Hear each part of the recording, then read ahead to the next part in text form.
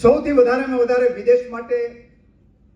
વિદેશ જવા માટે પ્રયત્નો થતા હોય તો ક્યાંથી થાય? પોરબંદરમાંથી થાય. સાચું ખોટું કરીને વિદેશ જવું છે, એમાં ખોટું કરતા પકડાય એટલે અમારે ડીએસપીને કહેવું પડે કે ભાઈ રોજગારી કમાવા જાય છે એમાં નહીં કરવાનું, આપણે નથી કરતા. આપણે પણ ગમે એવું સાહસ કરીને વિદેશ જાય. ઇઝરાયલ જવું છે, સાયપ્રસ જવું છે, હવે રશિયાના દ્વાર ખુલ્યા છે ત્યાં જવું છે, અને ઇંગ્લેન્ડ અને અમેરિકા માટે તો આપણે ગાંડા થઈએ છીએ. હમણાં જ મારી પાસે તાઇવાનના એમ્બેસેડર આવ્યો મળવા માટે. એણે કીધું કે અમારી સાથે એમઓયુ કરો તમે.